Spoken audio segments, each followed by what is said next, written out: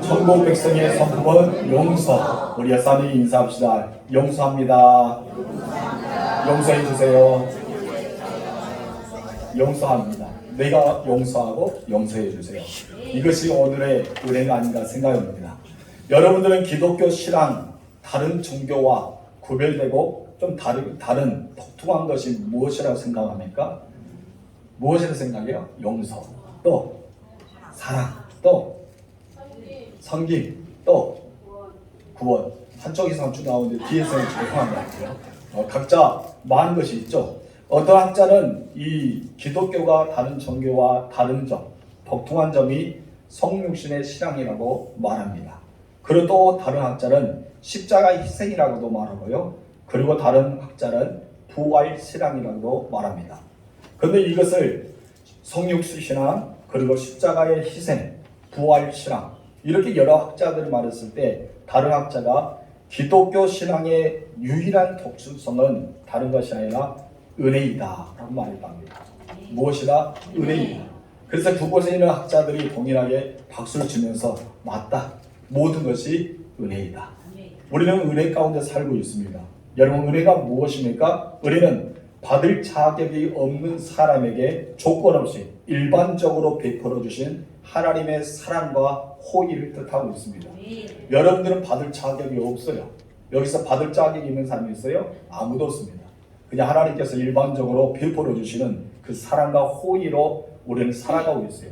그렇기 때문에 우리는 모든 것이 다 무엇이더라? 하나님의 은혜더라.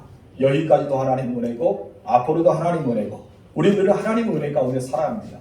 그 은혜로 우리는 구원받았습니다. 아멘. 그 은혜로 우리는 믿음의 삶을 살고 있습니다. 세상에서 가장 아름다운 찬양이 있는데, 찬송의 가사가 있는데 그 찬송이 305장 같습니다. 나 같은 죄인 살리시. 이 찬송을 부르면 저절로 은혜가 되죠. 우리 함께 불러볼까요? 그냥 목소리로 불러봅시다. 다 같이. 나 같은 죄인 살리시 주의 놀라운 잃었던 생명 찾았고 광명으로 얻네.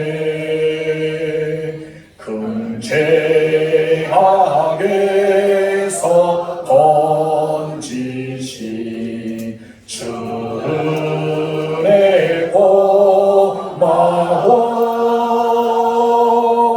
나 처음 믿은 그 시간 귀하고 귀하다.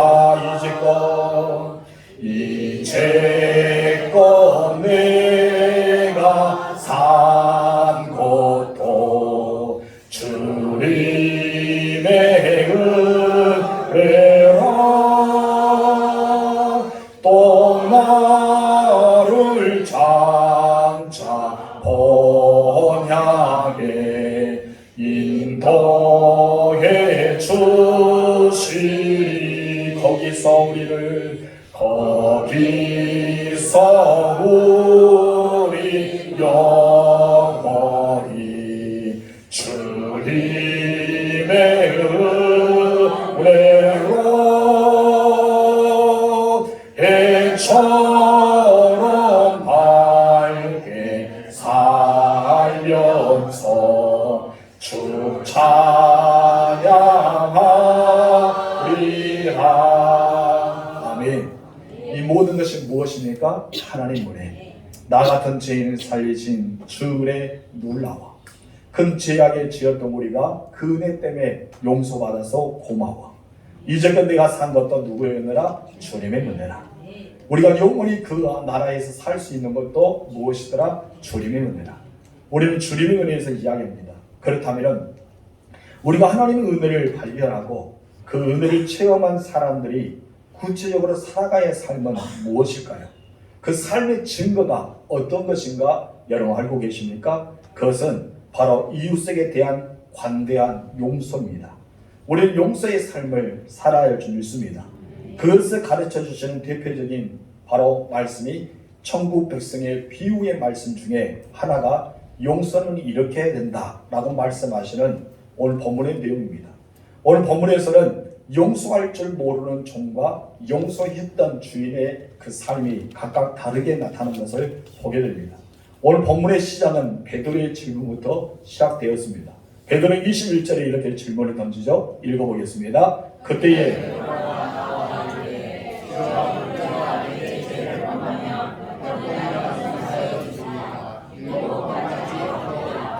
아멘. 당시 예수님 시대 때는 바리새인들은 2번의 용서를 가르쳤습니다. 몇 번의 용서요? 2번. 2번은 참는 거예요. 1번, 2번. 참죠. 랍비들은 3번의 용서를 이렇게 가르쳤습니다. 1번, 2번, 3번. 4번째 용서하지 않겠죠. 그러나 오늘 본문에서 베드로는 예수님께 몇 번? 7번. 7번을 용서하면 됩니까? 라고 여쭙니다. 근데 예수님은 베드로를 칭찬할 줄 알았는데 베드로에게 뜻밖의 말씀을 들려주십니다. 바로 21절 읽어봅시다. 예수께서 이르시되 내게 이르노니 7번뿐 아니라 7번을 7번까지라도 할지니라. 이 말씀 무엇입니까? 너는 몇 번 용서를 계산하면서 사는 것이 아니고 숫자를 세어가면서 용서를 한 것이 아니라 너 오늘 3번 했으니까 너 4번째, 5번째 나 더 이상 못 참아. 너 8번째 더 이상 안 돼. 이것이 아니죠. 그러면 이 말씀의 의미는 무엇이에요? 바로 용서의 삶을 살라. 용서의 삶을 살 것을 말씀합니다. 이것은 복수를 일상적으로 구약율법의 가르침에 반대의 삶을 예수님이 말씀하신 거예요. 용서하라는 바리새인과 또한 랍비들의 가르침을 뛰어넘는 삶에 대한 모습이 오늘 본문에 소개되어 있는 것입니다. 예수님은 7번뿐 아니라 7번까지도 계속해서 용서하라고 말씀합니다. 그리고 이어지는 천국 백성의 비유에 대해서 설명하면서 서로 다른 유형, 바로 주인과 그 탕감을 받았던 종의 모습에 대한 것을 비유로 설명하면서 두 사람의 모습을 이렇게 소개합니다. 그러면서 예수님이 가장 먼저 이야기하면서 어떻게 말합니까? 그러므로 천국은 이라는 단어를 붙습니다. 어떤 것은요? 그러므로 천국은. 여러분 안에 천국이 있습니까? 아멘. 우리 주님이 내 안에 있으면 이미 우리는 천국된 백성입니다. 여러분들 마음속에 천국이 있어야 돼요. 이 천국은 어떤 것일까요? 여러분, 기쁨이 있고 행복이 있고 즐거움이 있고 웃음이 있고 평화가 가득한 천국이죠. 미움과 시기와 질투와 분냉과 막 화가 끓어오는 것, 이것이 천국일까요? 아니죠. 우리 안에는 이미 천국이 있다라고 말합니다. 바리새인이 예수님께 그 나라가 어디에 언제 임하냐, 어디 있느냐라고 물어볼 때 예수님께서는 저 하늘도 아니고 이 땅도 아니고 너희 마음에 천국이 있다라고 말씀하셨습니다. 여러분 마음에 어떤 것이 있어요? 천국. 저는 여러분들의 마음속에 천국이 되기를 주님으로 축원합니다. 그런데 이 세상에 우리 마음에는 천국 갔다가 지옥 갔다가 합니다. 여러분 마음은 어떠합니까? 한결같으시기 바랍니다. 어쩔 때는 천국 갔다가 어쩔 때는 지옥 갔다가 하면서 변덕스러운 마음을 가지 마시고 늘 천국을 소유하시기 바랍니다. 우리는 두 영이 우리 안에 있습니다. 하나는 정죄의 영. 어떤 영이 있다고요? 정죄의 영. 하나는 은혜의 영. 어떤 영이 있어요? 은혜의 영. 두 영이 무엇이라 했습니까? 정죄의 영과 은혜의 영. 여러분 안에는 늘 정죄의 영과 은혜의 영에 사로잡혀 있습니다. 그런데 내가 어느 곳에 치우치냐에 따라서 어떤 영의 영향을 받아서 우리 은혜의 영 안에 살아가는 은혜로운 사람이 될 수 있고, 또한 정죄의 영을 우리가 치우치면 누구를 정죄하고 그 사람의 잘못을 캐내고 그 사람에게 막 질타하고 그렇게 우리는 살아갈 수가 있다는 것이죠. 그런데 본문에서는 은혜의 영에 사로잡힌 주인의 모습과 정죄의 영에 사로잡혔던 탕감받는 자의 모습을 우리는 비유로 알 수가 있습니다. 여러분들은 은혜의 영에 속하고 있습니까? 정죄의 영에 속하고 있습니까?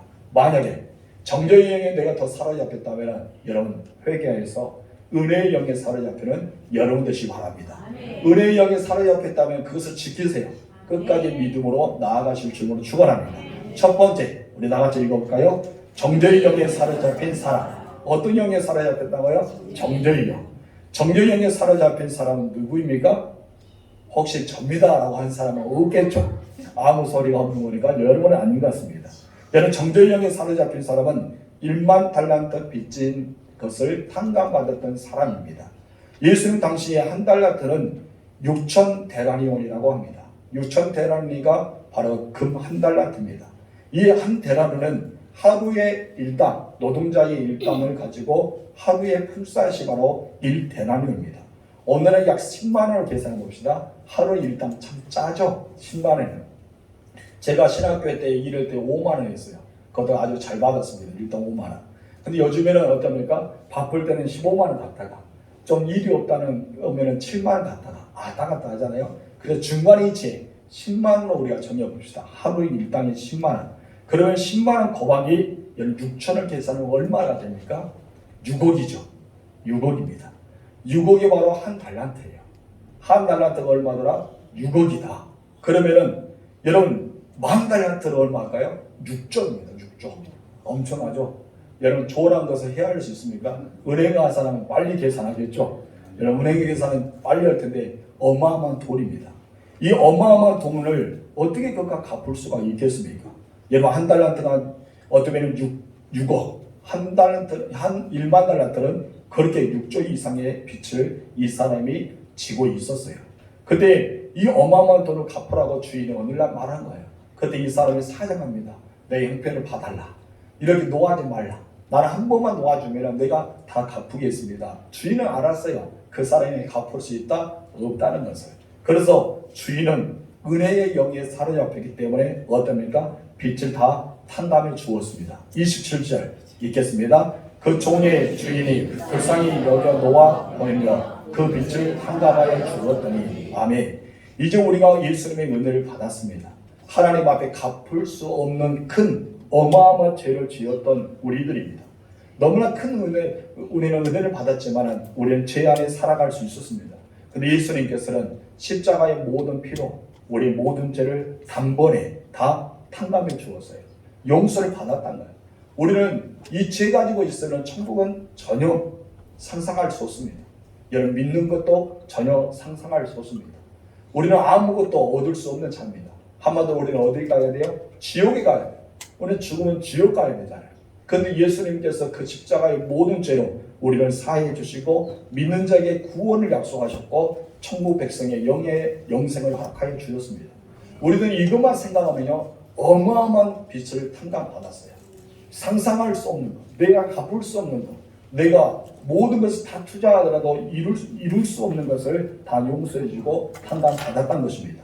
그런데 이 엄청난 은혜를 받았던 이 사람, 그 모든 6조 원이나 되는 빚을 탕감받았던 이 사람은 어떻게 했습니까? 28절 읽겠습니다.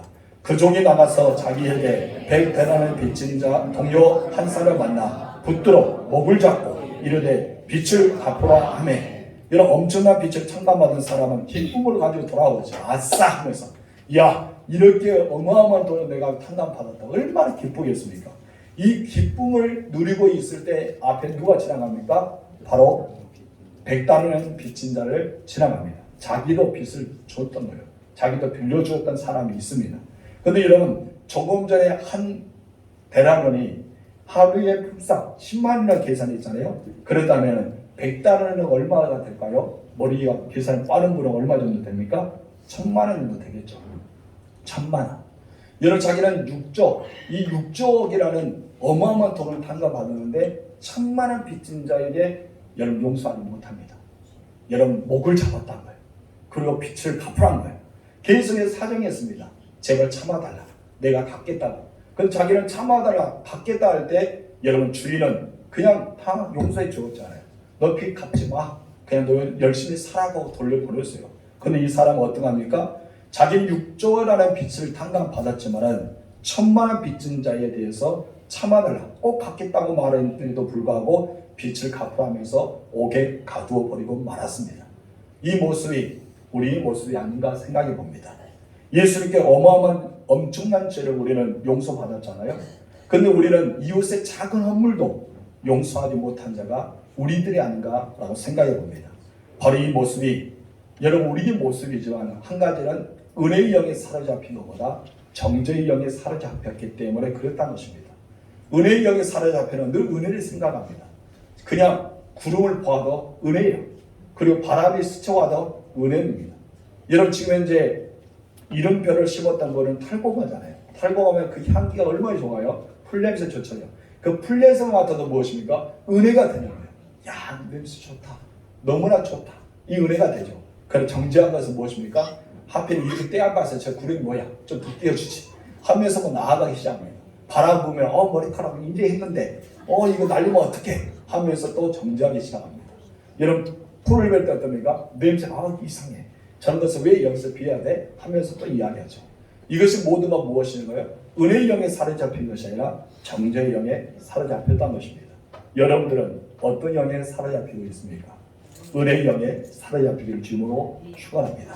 두 번째 나가서 읽읍시다. 시작. 주인의 진노를 받은 여러분 32절 33절 읽겠습니다. 이에 주인은 그를 불러다가 이를 말하되 악한 종아 내가 빌기에 내가 내 빛을 전부 탐당하여 주었거늘 내가 너를 불쌍히 여김과 같이 너도 내 정부를 불쌍히 여김이 마땅하지 아니하냐 하고. 아멘. 이 말씀 이어서 34절에 주인이 노하였다는 겁니다. 주인은 어떻게 했다? 노하였다. 진노했다는 뜻이죠.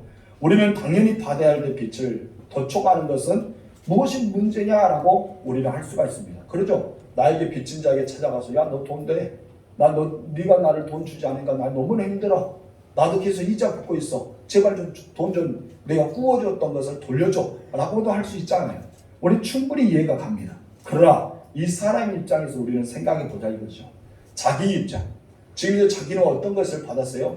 이 사람과 비교할 수 있는, 천만 원과 비교할 수 있는 어마어마한 빚을 탕감받았습니다. 그렇다면 기분 좋게 콧날을 보면서 돌아왔다면 그 사람을 보면 어떻게 될까요? 야, 불러다가 그래 나도 어마어마한 빚을 탕감하는데 너도 힘들었지. 고생했다. 그냥 너 빚 안 갚아도 돼. 내가 받은 은혜 너에게 돌려줄게 하면서 조금이나 나눠줬으면 얼마나 좋을까요? 그런데 여러분 정죄의 영에 사로잡힐 사람은 그것을 보지 못합니다.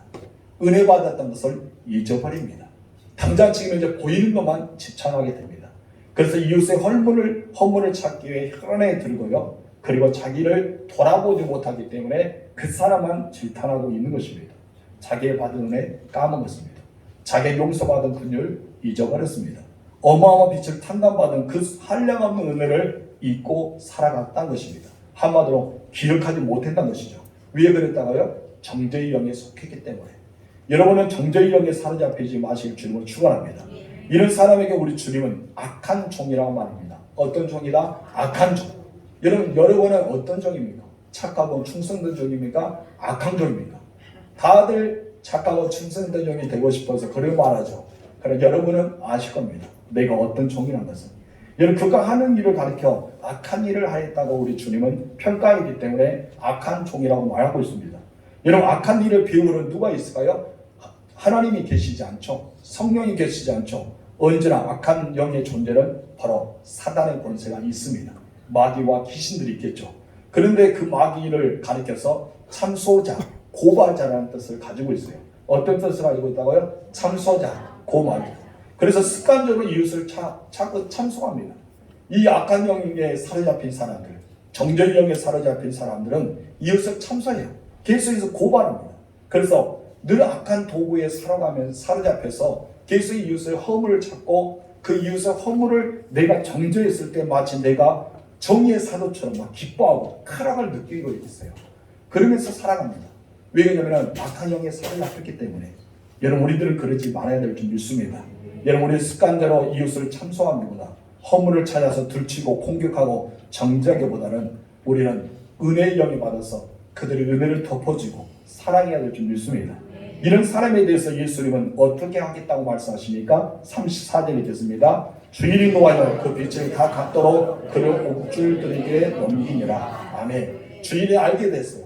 자기가 이렇게 어마어마한 돈을 탕감을 해주었는데 고작 천만원 빚진 자, 바로 백태라는 빚진 자를 용서하지 않고 멀산을 잡고 갚으도록 옥에 가둬 버렸다는 소리를 들었습니다. 여러분 그 소식에 옆에 있는 동관들이 이야기한 거예요. 이런 일이 있다나 보니까 주인이 이제 화가 난 거예요.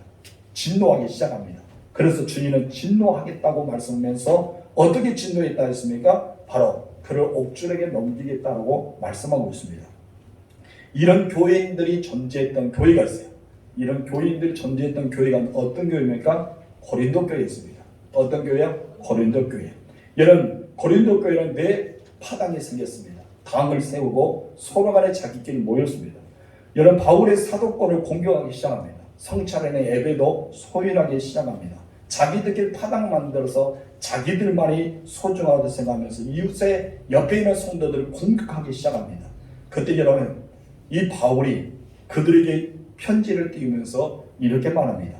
우리 고린도전서 1장 30절 말을 읽어봅시다. 시작. 그러므로 너희 중에 약한 자와 병든 자가 많고 잠자는 자도 적지 아니하니. 이 말은 무엇이요? 너희들이 그렇게 하면은 하나님이 진노하신다. 주의 진노가 임하는데 너희가 계속 그렇게 한다면은 하나님께서 이런 진노를 너희에게 보이겠다면서 경고의 메시지. 한마디로 하나님의 진노 3단계를 이야기합니다. 첫 번째 단계가 무엇입니까? 처음에는 약하게 하신다는 것이죠. 너희를 약하게 하겠다 하면서 우리는 약하게 만드네요. 두 번째 거역하면 무엇입니까? 병들게 하겠다라고 말합니다. 병들게 하겠다는 것이죠. 세 번째 거역하면 무엇입니까? 잠자게 하겠다. 잠자는 무엇이요? 이 땅에서 목숨을 거두겠다. 이런 세 가지에 대해서 고린도 교회 성도들에게 편지를 보내면서 말하고 있습니다. 여러분, 우리 중에는 이런 사람이 한 명도 없을 줄 믿습니다. 그래서 우리들은 늘 주님을 은혜를 생각하면서 진노에 사로잡힌 것이 아니라 정죄력에 사로잡힌 것이 아니라 은혜 안에 사로잡힌 자가 되어야 줄 믿습니다. 우리 34절 35절 읽겠습니다. 시작. 주인이 노하여 그 빚을 다 갚도록 그를 옳은들에게 넘기니라. 너희가 각각 마음으로부터 형제를 용서하지 아니하면 나의 하늘 아버지께서 너희에게 이와 같이 하시리라. 아멘. 옥줄들에게 넘긴다는 말이 있죠. 옥줄들을 넘긴다는 말은 무엇입니까? 히라보의 뜻을 보면은 옥에서 고문을 당한다라는 뜻이 있어요. 한마디로 옥줄들이 너희는 옥에 갇혀서 그냥 갇히만 있는 것이 아니라 고문을 당한다. 한마디로 예수는 용서하지 못하고 미움과 정죄력에 사로잡힌 사람들의 마음의 상태가 이렇다라고 보여주면서 그들의 결국에는 옥줄에 넘겨서 그들 고문을 당하게 될 것이다 말합니다. 여러분, 스스로 고문하고 자신을 팔매시키는 삶을 살고 있는 사람들에게 경고하는 말씀 중에 하나입니다. 그리고 이어서 예수님은 굉장히 중요한 메시지를 던집니다. 너희가 각각 마음으로부터 형제를 용서하지 않으면 나의 하늘 아버지께서도 너희에게 이와 같이 하시리라. 용서를 왜 해야 될까요? 누구 때문에 용서해야 될까요? 결국 따져보니까 나 때문에. 내가 용서해야 되기 때문에. 여러분, 나 때문이라고 말합니다. 여러분들 어떻게 살고 있습니까? 동료를 용서하지 못한 자의 삶을 살고 있습니까? 아니면 용서의 삶을 살고 있습니까? 선택을 누구 하는 거예요? 내가 하는 것입니다. 내가 어떤 선택에 따라서 우리는 하나님께 칭찬받는 착하고 충성된 종이라 여길 수 있고, 내가 잘못된 선택하면 악하고 게으른 종이라 하면서 우리는 그런 선택을 받을 수 있습니다. 여러분들은 잘 선택하시기 바랍니다. 그래서 진노받는 하나님 앞에 칭찬받는 사람이 되기를 바랍니다. 세 번째 다 같이 읽읍시다. 시작. 은혜의 영에 사로잡힌 사람. 은혜의 영에 사로잡힌 사람에 대해서 소개합니다. 여러분, 은혜의 영에 사로잡힌 사람은 누구일까요? 두 가지를 볼 수 있는 첫 번째 우리 읽어봅시다. 시작. 우리는 할 수 없어요. 내 자신은 할 수 없어요. 그러잖아요. 미운 사람 어떻게 용서할 수 있어요? 원수 같은 사람 어떻게 용서할 수 있어요? 정말 증오가 가득하고 보기도 싫고 만나기도 싫고 함께 있는 것도 싫은데, 그 사람은 목소리도 싫고 아무것도 싫은데 도대체 내 앞에 안 나타났으면 좋겠는데, 근데 꼭 그 사람, 그런 사람들이 어떻습니까? 애나무다리에서 만납니다. 아무도 없는 그 애나무다리, 내가 피할 수 없는 거, 그런 것을 꼭 만나요. 어떤 사람 만납니까? 미운 사람, 보기 사람, 원수 같은 사람, 그런 사람 만나요. 근데 여러분, 우리가 주님은 늘 말씀합니다. 용서하라. 네가 용서해야 된다. 용서해야 된다 말하는데, 우리는 그럴 때마다 주님, 내 마음은 오직 하겠습니까? 내가 용서하고 싶은데 용서가 안 돼요 하면서 우리는 말할 수 있잖아요. 그런데 여러분, 우리가 용서할 수 있는 딱 한 가지 조건이 있어요. 무엇입니까? 주님의 은혜로만. 주님의 은혜로만. 우리는 주님의 은혜로만 용서가 가능하다고 믿는 사람들이 용서할 수 있다는 것입니다. 예수님께 베드로가 예수님께 7번 용서하면 됩니까? 라고 물어봤잖아요. 그때 예수님이 베드로에게 어떻게 말합니까? 70번씩 7번에도 용서하라고 말씀합니다. 그때 이 성경에 기록되지 않은 베드로는 이런 질문을 던져보고 싶었겠죠. 그것이 어떻게 가능합니까? 예수님, 그것이 어떻게 가능합니까? 이런 질문을 던져볼 수도 있겠죠. 그때 예수님의 대답은 무엇일까요? 네가 받았던 내 은혜를 기억한다면, 네가 나에게 받았던 은혜를 기억한다면 너는 가능하지 않겠니? 라고 예수님이 말씀했을 겁니다. 근데 그것은 성경에 없습니다. 제가 한번 생각해 보세요. 그 은혜를 기억하면 우리의 용서가 될까? 근데 예수님 그 대답 대신 예수님은 1만 달란트의 빚진 자의 비유에 대해서 이야기했습니다. 그 비유를 통해서 핵심적인 가르침은 무엇이에요? 너는 갚을 수 없는 내 은혜를 받았지 않느냐? 너는 갚을 수 없는 내 은혜를 받아서 너는 빚진 자의 삶을 살고 있다. 우리는 그래서 은혜의 빚진 자의 삶을 살고 있습니다. 그래서 찬양도 있잖아요. 빚진 자. 우리는 은혜의 빚진 자입니다. 십자가 은혜의 빚진 자, 부활의 은혜의 빚진 자, 하나님이 거저주신 은혜의 빚진 자의 삶을 살고 있습니다. 이런 은혜의 역사로 이루어지는 최초의 용서에 깨닫게 하는 그런 이야기였습니다. 베트남 정제의 비경으로 하는 이야기입니다. 미국의 한 공군 중수사가 여러분 베트남 정제를 통해서 1972년 6월 8일 날 상부로부터 명령을 받습니다. 베트남의 트랑방 이 마을을 폭탄을 떨어뜨려라 라는 명령을 받아요. 그래서 이 조준사는 그 상부에게 물어봅니다. 마을에 사람이 없습니까? 민간인들이 없습니까? 그것은 바로 베트공만 있습니까? 이거 물어봐요. 민간인은 없다. 베트공만 있다는 소리 듣고 그곳에 가서 상공에서 이 트랑방 마을을 향해 폭탄을 떨어뜨렸습니다. 그리고 모든 마을은 소탕되었습니다. 이제 작전에 성공하여서 그가 돌아왔죠. 돌아오고 나서 그 다음날 보았더니 신문이 실렸어요. 민간인이 그 뜨거운 불에 온몸이 거슬고 화상을 입은 채 한 9살 여자 소녀가 뛰쳐나와서 울부짖고 있는 것을 사진으로 한 기자가 찍어서 신문에 올렸습니다. 이 사람은 그것에 충격받았어요. 내가 떨어뜨렸던 이 폭탄으로 그 마을을 수태가야 되는데 민간이 없다 했는데 있었다는 것이죠. 그것도 몇 살짜리? 9살짜리. 너무나 가슴이 아팠습니다. 더 이상 자기는 군인으로 살 수 없다라고 생각해서 그런 퇴직하였습니다. 그리고 은퇴하고 나서 그가 밥도 제대로 못 먹고 늘 생각할 때마다 그는 너무 괴롭기 때문에 알코올로 살아왔습니다. 그러다 세월이 20년이 지났죠. 여러분 그곳의 소녀는 미국의 그리스인으로부터 배를 받아서 미국에 건너와서 1년 2개월 동안 입원하면서 17번의 수술을 받았습니다. 그 9살 된 소녀 킴푹이라고 하죠. 이 킴푹이라는데 그러면서 그가 너무나 은혜가 감사해서 이 그리스인의 전도받아서 예수를 영접하게 되었죠. 여러분 이 조동산이요 그동안 너무나 알코올에 살아가다가 여러분 이혼도 수차례 하고 그리고 너무나 고통스럽게 살아가다가 예수 믿는 사람을 만났죠. 그리고 예수를 영접합니다. 자기는 하나님께 은혜를 좀 갚고 싶어서 신학교 가서 목사가 되었습니다. 그러던 어느 날 베트남 참전 기념일을 통해서 이 소녀가 간증한다는 소리를 들었어요. 그래서 이 소녀를 만나고 싶어서 이 조정상 목사님이 이제 그 앞에 나아가서 연설이 끝났을 때 이 소녀 앞에 무릎 꿇고 잘못을 시연했습니다. 내가 폭탄을 터뜨려서 네가 그렇게 됐다고 이렇게 시인했대요. 그 여자의 나이가 33살이었고 목사님은 바로 49세의 나이였답니다. 여러분 조선사를 알아보았어요. 알아보고 나서 그때 이 조선사가 나에게 폭탄을 터뜨려서 이렇게 되었 거다 하면서 너무나 큰 충격을 받았죠. 그런데 이 소녀는 그 조선사를 바라보면서 한 걸음 한 걸음 달아가면서 포옹해서 이렇게 말했답니다. 괜찮아요. 용서해요. 내가 용서합니다. 이 세 마디. 여러분 가능할까요?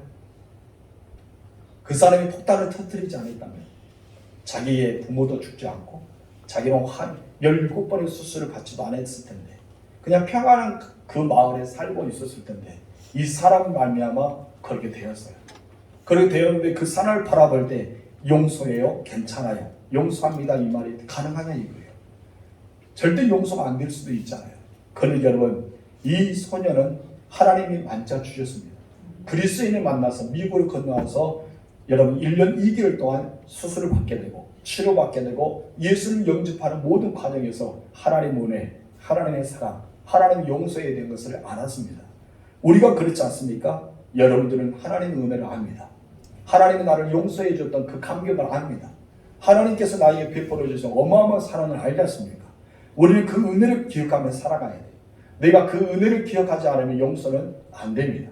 오히려 정죄하고 그 사람에 대해서 평가하고 그 사람이 잘못된 것을 지탄하고 살아가지 않을까라고 생각합니다. 여러분, 어떻게 이 소녀는 은혜의 영에 사로잡힌 사람 중에 한 사람입니다. 기적의 용서의 은혜, 그리고 은혜의 이야기가 계속해서 전해졌던 것을 우리는 보게 됩니다. 우리 두 번째 다 같이 읽읍시다. 시작. 용서가 명령이 말고 순종하는 사람. 용서가 무엇이다? 명령이다. 22절 읽겠습니다. 예수께서 이르시되 내가 내게 이르노니 7번 끈 아니라 7번을 7번까지라도 할지니라. 아멘. 예수님이 베드로에게 용서하라는 말씀의 부탁과 권면의 메시지가 아닙니다. 무엇입니까? 명령이었습니다. 그렇습니다. 용서는 해도 좋고 안 해도 좋은 것이 아니라 명령입니다. 가해자에게 상처받는 사람은 결코 용서가 안 되겠죠. 너무나 큰 아픔이 있었기 때문에. 그런데 우리는 용서해야 됩니다. 왜 그러냐면 주님께서 용서하라기 때문에. 우리는 예수를 믿음과 동시에 나는 내 삶이 아니죠. 여러분은 여러분 것이 아닙니다. 우리 예수님과 믿음과 동시에 나는 어떻게 고백합니까? 나는 주님에게 속한 사람입니다. 나는 주님 것입니다. 그래서 우리는 이런 말을 하죠. 살아도 주를 위해, 죽어도 주를 위해, 사나 죽으나 나는 주님의 것입니다. 이런 고백을 해요. 예수 믿는 사람의 고백은 다 똑같습니다. 우리는 십자가의 나의 죄를 위해 하나님 아들이 죽으심과 같이 다 죽으셨으니 이제 이후로는 내가 나를 위해 산 것이 아니라 주님을 위해 살겠다. 우리는 그런 은혜의 감격 속에 살아가잖아요. 그런데 나도 모르게 은혜가 떨어져요. 나 은혜가 식어져요. 믿음에서 점점 탈선하게 돼요. 그럼 내가 어떻게 됩니까? 여러분, 그 은혜를 잊어버리고 맙니다. 그래서 정죄하게 되고 우리 용서하지 못하게 되고 계속 우리는 악하게 살아갈 수밖에 없는 악한 종이 되고 만다는 것입니다. 성도 여러분, 그 은혜를 잊지 마시기 바랍니다. 하나님의 명령을 받아들이시기 바랍니다. 십자가에 우리는 예수님이 죽으시는 그 은혜를 여러분 우리가 어찌 잊을 수가 있겠습니까? 물론 내가 감정적으로 대하면 용서할 수 없겠죠. 그러나 여러분, 감정보다 더 위대한 것이 바로 무엇인지 아세요? 은혜입니다. 은혜. 은혜로 여러분의 삶을 덮으시길 주님으로 축원합니다. 또 하나 이 명령에 대한 순종하는 사람이 있었어요. 여러분, 그것은 주는 나의 피난처에라는 저자인데 네덜란드의 성녀 코레템 붐이라는 이렇게 여자가 있었습니다. 그 여자는 그만 전쟁 중에 유대인을 숨겨주는 제목으로 체포되었어요. 그리고 악명 높은 나치 수용소에 그들이 갇히게 되었죠. 너무나 많은 고문을 받게 되고 유대인을 숨겨졌다 해서 박해도 받고 그리고 나서 끝까지 견디면서 살아남았습니다. 그러다가 제2차 세계대전 종료와 함께 더불어 이 여자가 감옥에서 빠져나오게 되었습니다. 전쟁 후에 저는 이 여자는 늘 독일의 많은 교회를 다니면서 화해의 전도자라 용서의 전도자라 하면서 많은 사람에게 알리고 나아갔습니다. 그런데 그 중에 한 교회에 갔더니 나치 수용소에서 자기를 고문시키고 자기 언어를 고문시키다 죽게 만들었던 간수를 만나게 되었습니다.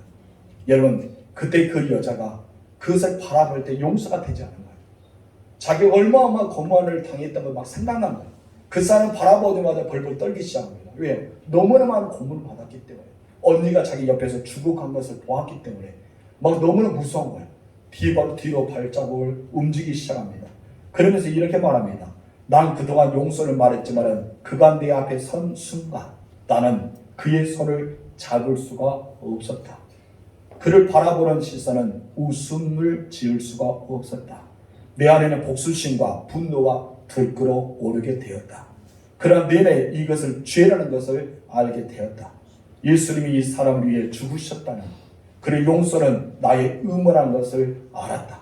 그래서 기도하기 시작했다. 주 예수님, 저를 용서해 주세요. 이 사람을 용서하지 못했던 죄를 용서해 주세요. 이 사람의 죄를 용서해 줄 수 있도록 내 마음을 주장해 주세요. 기도한 다음에 순간 기적이 일어났다는 것이죠. 그가 용서의 마음이 생겨서 사랑의 마음이 생겨서 그 사람이 다가가서 이렇게 말했답니다. 용서합니다. 참 어렵죠? 여러분, 용서의 삶에는 쉽게 되지 않습니다. 단지 주님 명령이란 그 이유 때문에 주님이 말씀하였기 때문에 여러분 이렇게 되었다는 것입니다. 이런 은혜, 이런 기적 우리 교회 안에 있었으면 좋겠습니다. 우리 교회 안에부터 시작해서 우리 진도 땅에 이런 은혜가 넘치고 이런 기적이 넘쳤으면 좋겠습니다. 성도 여러분 용서는요 내 힘으로 할 수 있는 것이 아닙니다. 내 의지로 하는 것도 아닙니다. 내 감정으로 하는 것도 아닙니다. 그래서 우리는 어떻게 해야 됩니까? 기도해야 됩니다. 하나님이 내 마음을 만져달라고 주의 마음의 말씀에 무장하여서 우리는 순종해달라고 기도해야 됩니다. 내 마음과 생각을 지키시는 우리 주님께 용서할 수 있는 마음과 생각을 주시라고 기도해야 된다는 것이죠.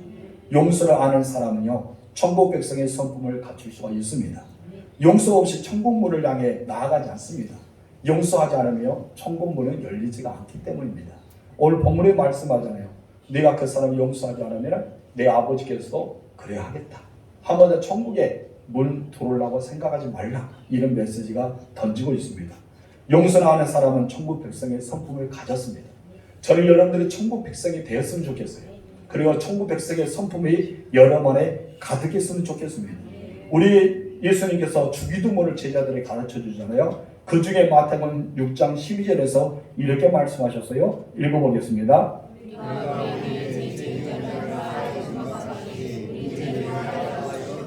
아멘. 우리가 외우는 세 번의 주기도문은 무엇이 나왔습니까? 우리가 우리에게 잘못한 사람을 용서하여 준 것 같이 우리 죄를 용서하여 주시고 라고 말합니다. 주기도문을 외우는 것은 주문이 아닙니다.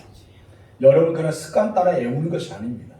여러분 이것은 나의 기도가 돼야 되고 나의 간증이 돼야 되고 나의 고백이 돼야 됩니다.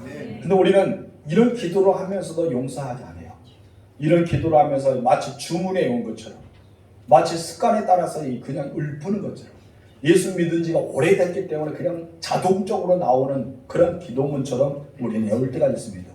여러분 이것을 주문으로 생각하면 여러분에게는 아무 능력이 나타나지 않습니다. 우리는 실질적인 기도문이 되어야 됩니다. 우리가 우리의 잘못한 사람을 용서하여 준 것 같이 우리 죄를 용서하라. 한마디 이 말은 무엇이에요? 내가 저 사람 용서할 때 주님 나를 용서해 주세요. 그 말입니다. 여러분 저 사람 내가 용서하지 않으면 우리 주님은 여러분을 용서하지 않겠다는 말씀입니다. 여러분 용서받고 싶죠? 그러니 용서하세요. 우리는 그런 은혜가 임하여 줄 믿습니다. 용서할 줄 아는 천국 백성 여러분 되시고 정죄의 영에 사로잡히지 않고 은혜의 영에 사로잡혀서 용서에 살아가면서 평안히 든든히 살아가는 둔전교회 만들어가는 여러분 모든 지체들이 되기를 주님으로 축원합니다. 오늘 오후에는 우리 이성을 선교사님 오셔서 말씀을 대연하는데 함께 예배드려서 너무나 감사드립니다. 여러분 제가 가장 존경하는 선교 사역이 바로 우리 선교사님 하는 사역이에요. 제가 늘 설교할 때 말하잖아요. 여러분 다른 나라에 언어가 없는 나라의 언어를 만들어주고 문자를 가르쳐주면서 성경의 말씀을 전하면서 그런 귀한 사역을 합니다. 때로는 미디어 사역까지 하면서 현지인들을 간증에 대한 그런 영화를 만들어 사역하시고 정말 오지 가서 길도 없는 곳에 며칠 동안 가서 그곳에서 그 사람이 현지의 언어를 담아서 함께 연구하고 그런 현지의 또한 문자를 만들어주고 그리고 그런 놀라운 은혜를 끼쳤습니다. 역시 이분들은 세종대왕의 후손들 같습니다. 귀한 사역을 하고 있죠. 우리도 한글이 없었는데 세종대왕과 그 함께 있던 사람 학자들과 함께 글을 만들어서 우리 한글을 얻었잖아요. 얼마나 감사했습니까? 글도 없는 사람 말을 하는데 언어는 있는데 여러분 글이 없는 곳에 글을 만들어주고 가르쳐주고 그런 은혜를 현장에서 경험하면 얼마나 좋아요. 그런 귀한 사역.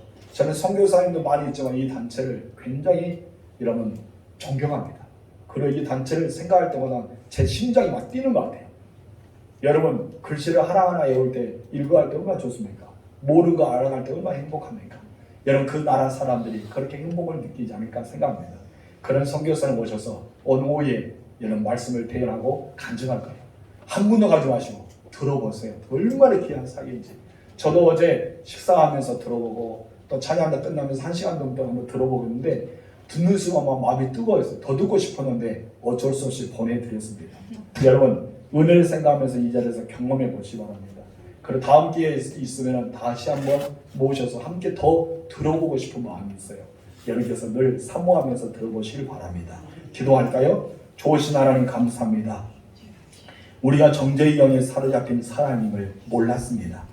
주님 용서하옵소서. 내가 용서를 말하면서 용서하지 못했습니다. 사랑을 말하면서 사랑하지 못했습니다.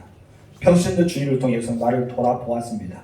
하나님 내가 용서하는 사람이 되고 내가 은혜에 속한 사람이 되고 하나님의 은혜의 영에 임하는 역사가 일어나서 주님의 은총 안에 살아가는 주의 백성들이 되게 하옵소서. 그래서 우리는 주님을 바라보면서 주님 감사합니다. 나의 죄를 용서해 주었던 것처럼 나도 저 사람을 용서할 수 있어서 감사합니다. 고백하는 우리 모두가 되게 하옵소서. 이 평신도 주일을 맞이해서 우리 교회가 평안히 든든히 서가는 교회가 되어지게 하여 주시고 용서라는 참다운 그 단어를 통해 서로가 한복하고 서로가 행복하고 서로가 은혜 가운데 살아갈 수 있는 교회 공동체가 될 수 있도록 역사하여 주시옵소서. 주의 성도들의 그 마음, 뜨거운 마음, 성령의 기름 부은 마음을 간직같이 늘 은혜를 내 마음판에 새기면서 우리는 살아가는 주의 백성들이 되게 하옵소서. 정죄의 영이 나에게 임한다면 예수 이름으로 물리치게 하여 주시고 은혜 안을 생각하면서 나를 사랑하시는 우리 주님, 나에게 베풀어 주신 그 은혜, 나에게 한량없는 주시는 그 은혜를 늘 기억하면서 타인에게도 용서하고 사랑하고 정죄하기보다는 격려해주고 그들의 흠을 캐내기보다는 칭찬해주는 우리 모두가 되게 하옵소서. 예수님의 이름으로 기도합니다. 아멘.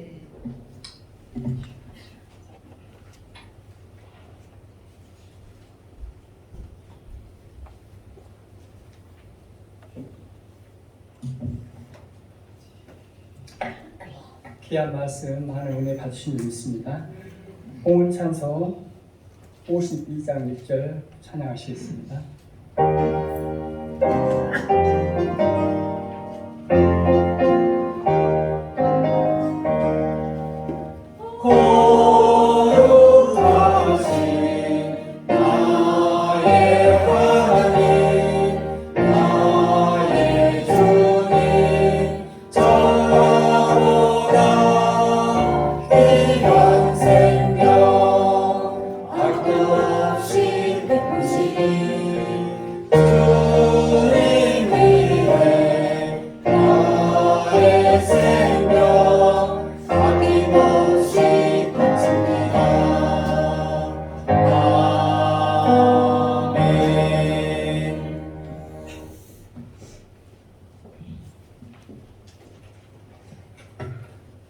교회 소식을 말씀드리겠습니다.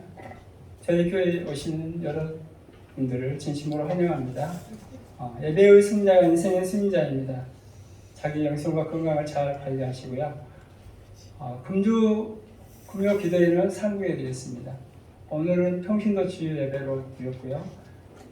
찬양 예배 설교는 방금 목사님 말씀하셨다시피 네팔에 계시는 이성우 선교사님 나오셔서 오후에 말씀을 전해주실 때 여러분이 많은 은혜 받으시길 바랍니다. 한 분도 빠짐없이 다 참여했으면 좋겠습니다.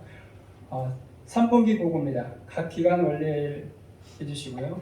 당회는 다음 주 오후에 있습니다. 추석 연휴가 9월 28일부터 10월 1일까지입니다. 추석 가정 예배로 10월 1일 오전 예배 드리고 오늘은 가정 예배를 드리겠습니다. 수요 예배 시간입니다. 오후 7시 반에 시작하는데 찬양 인도는 오후 7시 15분부터 해주시기 바랍니다. 찬양 운행은 7시 5분부터 진행됩니다. 지방에 서시는 여러분들이 늘 기도해 주시고요. 특별히 오늘 지도제일교회 원로 장로님 추대식이 오후 3시에 있습니다. 담임 목사 등등입니다. 성도들이 늘 중보해 주시기 바랍니다. 목사님의 영성 건강 과정을 위해서 늘 기도 부탁드립니다. 다음 주일 기도는 낮예배 곽병식 장로, 찬양 예배 때는 김용신 권사님, 부활 찬양 인도는 박종익 선생님 계속해 주시고요. 청소 담당은 2구역, 식당 봉사는 4구역이 되겠습니다. 안내는 동일하고요.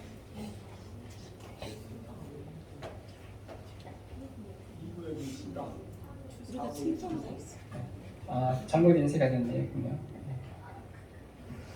다 같이 찬양하시겠습니다. 박수 치면서.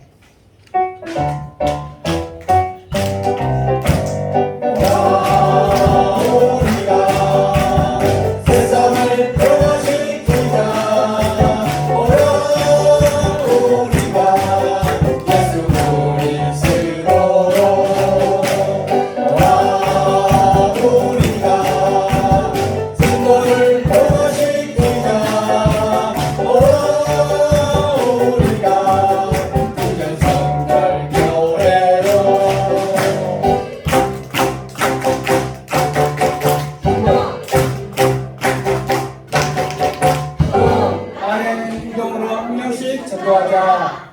한 명씩 전도하고 계시죠? 목소리 크신 분들은 하고 계시고 목소리 작은 분들은 생각하고 계신다고 꼭 한 사람씩 전도하시기 바랍니다. 찬송가 4장 부르시고 목사님 나오셔서 축복 기도함으로 예배 마치겠습니다. 성삼가 성령 영원히 영광과 옵소서. 태초로 지금까지 또 길이 영원 무궁 성삼위께 영광 아멘.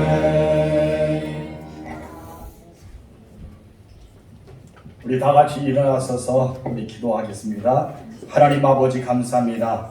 오늘도 주의 사랑하는 백성들이 빈손을 하지 않고